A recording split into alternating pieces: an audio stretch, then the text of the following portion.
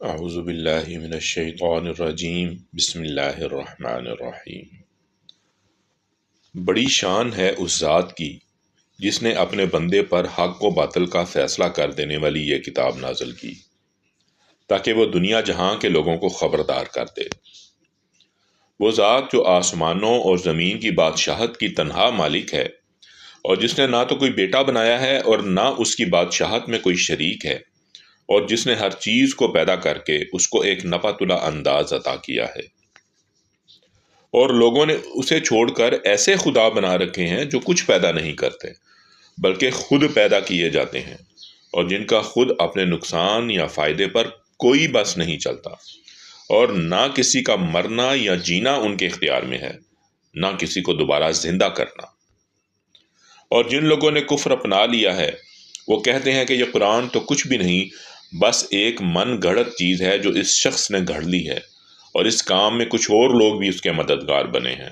اس طرح یہ بات کہہ کر یہ لوگ بڑے ظلم اور کھلے جھوٹ پر اتر آئے ہیں، اور کہتے ہیں کہ یہ تو پچھلے لوگوں کی لکھی ہوئی کہانیاں ہیں جو اس شخص نے لکھوا لی ہیں، اور صبح و شام وہی ان کے سامنے پڑھ کر سنائی جاتی ہیں۔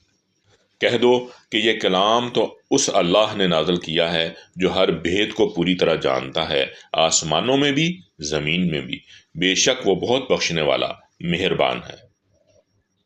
اور یہ کہتے ہیں کہ یہ کیسا رسول ہے جو کھانا بھی کھاتا ہے اور بازاروں میں بھی چلتا پھرتا ہے، اس کے پاس کوئی فرشتہ کیوں نہیں بھیجا گیا جو اس کے ساتھ رہ کر لوگوں کو ڈراتا، یا اس کے اوپر کوئی خزانہ ہی آ پڑتا، یا اس کے پاس کوئی باغ ہوتا جس میں سے یہ کھایا کرتا۔ اور یہ ظالم مسلمانوں سے کہتے ہیں کہ تم جس کے پیچھے چل رہے ہو وہ اور کچھ نہیں بس ایک شخص ہے جس پر جادو ہو گیا ہے۔ اے پیغمبر صلی اللہ علیہ وسلم، دیکھو ان لوگوں نے تمہارے بارے میں کیسی کیسی باتیں بنائی ہیں، چنانچہ ایسے بھٹکے ہیں کہ راستے پر آنا ان کے بس سے باہر ہے۔ بڑی شان ہے اس اللہ کی جو اگر چاہے تو تمہیں ان سب سے کہیں بہتر چیز ایک باغ کی بجائے بہت سے باغات دے دے جن کے نیچے نہریں بہتی ہوں، اور تمہیں بہت سے محلات کا مالک بنا دے۔ اصل حقیقت یہ ہے کہ ان لوگوں نے قیامت کی گھڑی کو جھٹلایا ہوا ہے، اور جو کوئی قیامت کی گھڑی کو جھٹلائے اس کے لیے ہم نے بھڑکتی ہوئی آگ تیار کر رکھی ہے۔ جب وہ ان کو دور سے دیکھے گی تو یہ لوگ اس کے بپھرنے اور پھنکارنے کی آوازیں سنیں گے، اور جب ان کو اچھی طرح باندھ کر اس کی ایک تنگ جگہ میں پھینکا جائے گا تو وہاں یہ موت کی آواز دے کر پکاریں گے۔ اس وقت ان سے کہا جائے گا کہ آج تم موت کو صرف ایک بار نہ پکارو بلکہ بار بار موت کو پکارتے ہی رہو۔ کہو کہ یہ انجام بہتر ہے یا ہمیشہ رہنے والی جنت جس کا وعدہ متقی لوگوں سے کیا گیا ہے، وہ ان کے لیے انعام ہوگی اور ان کا آخری انجام۔ وہاں انہیں ہمیشہ ہمیشہ بستے ہوئے ہر وہ چیز ملے گی جو وہ چاہیں گے۔ یہ وہ ذمہ دارانہ وعدہ ہے جو تمہارے رب نے اپنے اوپر لازم کر لیا ہے۔ اور وہ دن انہیں یاد دلاؤ جب اللہ ان کافروں کو بھی حشر میں جمع کرے گا، اور ان معبودوں کو بھی جن کی یہ خدا کو چھوڑ کر عبادت کرتے تھے، اور ان کے معبودوں سے کہے گا کہ کیا تم نے میرے ان بندوں کو بہکایا تھا یا یہ راستے سے خود بھٹکے تھے؟ وہ کہیں گے کہ آپ کی ذات ہر عیب سے پاک ہے، ہماری مجال نہیں تھی کہ ہم آپ کو چھوڑ کر دوسرے رکھوالوں کے قائل ہوں، لیکن ہوا یہ کہ آپ نے ان کو اور ان کے باپ دادوں کو دنیا کا ساز و سامان دیا، یہاں تک کہ جو بات یاد رکھنی تھی یہ اسے بھلا بیٹھے، اور اس طرح یہ خود برباد ہو کر رہے۔ لو اے کافرو، انہوں نے تو تمہاری وہ ساری باتیں جھٹلا دیں جو تم کہا کرتے تھے۔ اب نہ عذاب کو ٹالنا تمہارے بس میں ہے نہ کوئی مدد حاصل کرنا، اور تم میں سے جو کوئی ظلم کا مرتکب ہے ہم اسے بڑے بھاری عذاب کا مزہ چکھائیں گے۔ اور اے پیغمبر صلی اللہ علیہ وسلم، ہم نے تم سے پہلے جتنے پیغمبر بھیجے وہ سب ایسے تھے کہ کھانا بھی کھاتے تھے اور بازاروں میں بھی چلتے پھرتے تھے، اور ہم نے تم لوگوں کو ایک دوسرے کی آزمائش کا ذریعہ بنایا ہے۔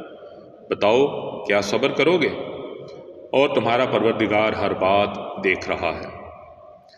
جن لوگوں کو یہ توقع ہی نہیں ہے کہ وہ کسی وقت ہم سے آ ملیں گے، وہ یوں کہتے ہیں کہ ہم پر فرشتے کیوں نہیں اتارے جاتے، یا پھر ایسا کیوں نہیں ہوتا کہ ہم خود اپنے پروردگار کو دیکھ لیں۔ حقیقت یہ ہے یہ اپنے دلوں میں اپنے آپ کو بہت بڑا سمجھے ہوئے ہیں اور انہوں نے بڑی سرکشی اختیار کی ہوئی ہے۔ جس دن ان کو فرشتے نظر آ گئے اس دن ان مجرموں کے لیے کوئی خوشی کا موقع نہیں ہوگا، بلکہ یہ کہتے پھریں گے کہ خدایا ہمیں ایسی پناہ دے کہ یہ ہم سے دور ہو جائیں۔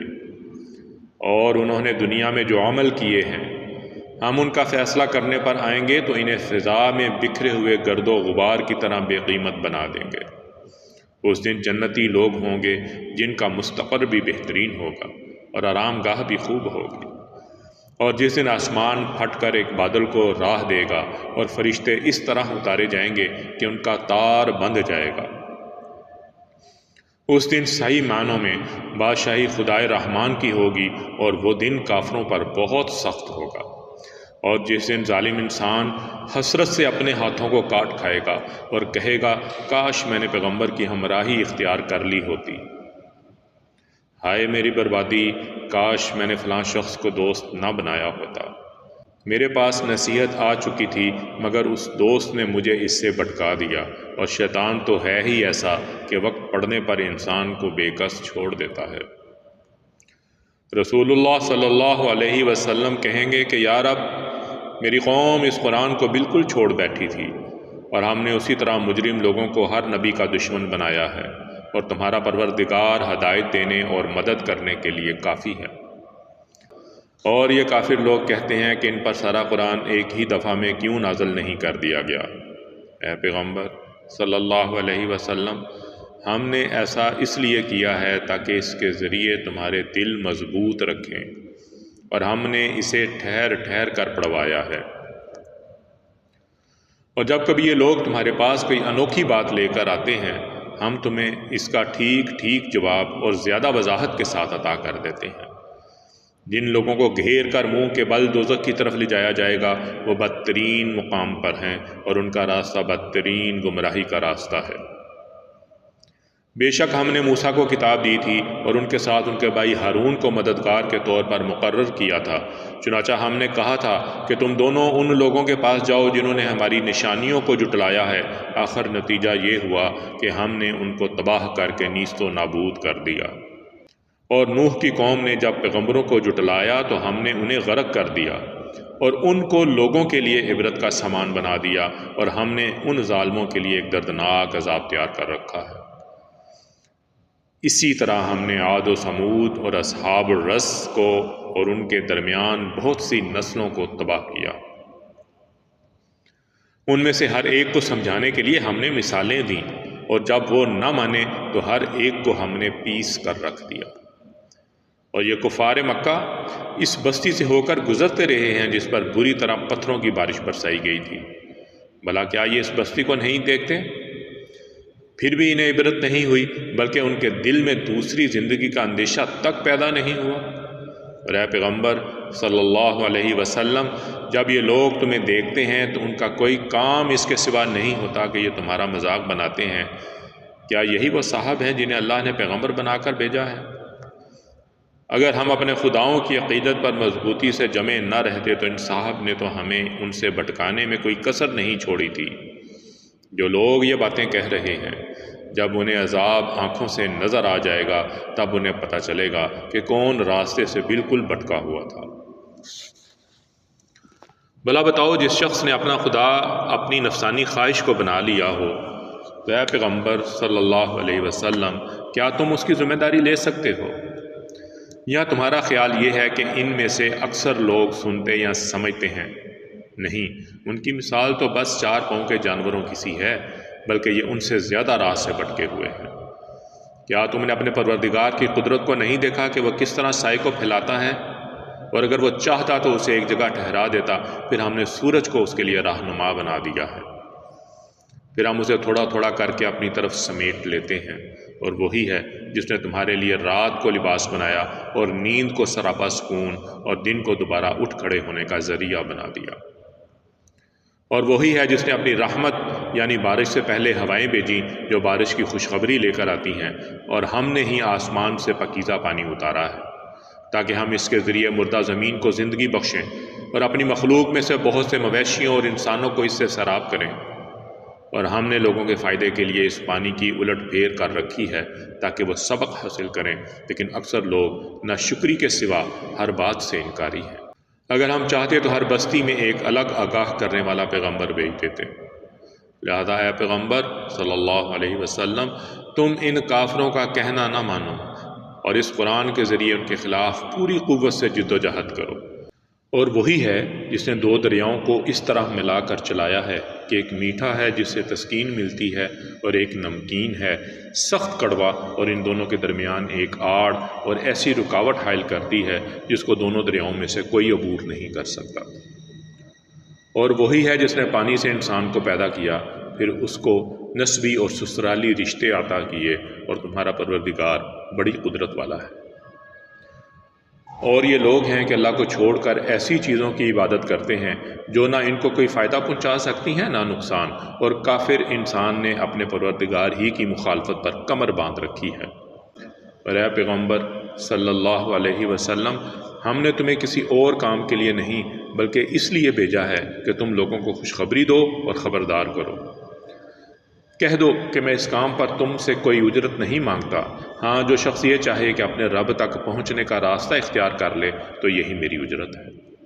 اور تم اس ذات پر بھروسہ رکھو جو زندہ ہے، جسے کبھی موت نہیں آئے گی، اور اسی کی حمد کے ساتھ تسبیح کرتے رہو، وہ اپنے بندوں کے گناہوں کی خبر رکھنے کے لیے کافی ہے۔ وہ ذات جس نے 6 دن میں سارے آسمان اور زمین اور ان کے درمیان کی چیزیں پیدا کیں، پھر اس نے عرش پر استوا فرمایا، وہ رحمان ہے، اسی لیے اس کی شان کسی جاننے والے سے پوچھو۔ اور جب ان لوگوں سے کہا جاتا ہے کہ رحمان کو سجدہ کرو تو یہ کہتے ہیں کہ رحمان کیا ہوتا ہے؟ کیا جسے بھی تم کہہ دو ہم اسے سجدہ کیا کریں؟ اور اس بات سے وہ اور زیادہ بدکنے لگتے ہیں۔ بڑی شان ہے اس کی جس نے آسمان میں برج بنائے اور اس میں ایک روشن چراغ اور نور پھیلانے والا چاند پیدا کیا۔ اور وہی ہے جس نے رات اور دن کو ایسا بنایا کہ وہ ایک دوسرے کے پیچھے چلے آتے ہیں، مگر یہ ساری باتیں اس شخص کے لیے کارآمد ہیں جو نصیحت حاصل کرنے کا ارادہ رکھتا ہو یا شکر بجا لانا چاہتا ہو۔ اور رحمان کے بندے وہ ہیں جو زمین پر عاجزی سے چلتے ہیں، اور جب جاہل لوگ ان سے جاہلانہ خطاب کرتے ہیں تو سلامتی کی بات کہتے ہیں، اور جو راتیں اس طرح گزارتے ہیں کہ اپنے پروردگار کے آگے کبھی سجدے میں ہوتے ہیں اور کبھی قیام میں، اور جو یہ کہتے ہیں کہ ہمارے پروردگار جہنم کے عذاب کو ہم سے دور رکھیے، حقیقت یہ ہے کہ اس کا عذاب وہ تباہی ہے جو چمٹ کر رہ جاتی ہے۔ یقیناً وہ کسی کا مستقر اور قیام گاہ بننے کے لیے بدترین جگہ ہے۔ اور جو خرچ کرتے ہیں تو نہ فضول خرچی کرتے ہیں نہ تنگی کرتے ہیں، بلکہ ان کا طریقہ اس کے درمیان اعتدال کا طریقہ ہے۔ اور جو اللہ کے ساتھ کسی بھی دوسرے معبود کی عبادت نہیں کرتے، اور جس جان کو اللہ نے حرمت بخشی ہے اسے ناحق قتل نہیں کرتے، اور نہ وہ زنا کرتے ہیں، اور جو شخص بھی یہ کام کرے گا اسے اپنے گناہ کا وبال کا سامنا کرنا پڑے گا۔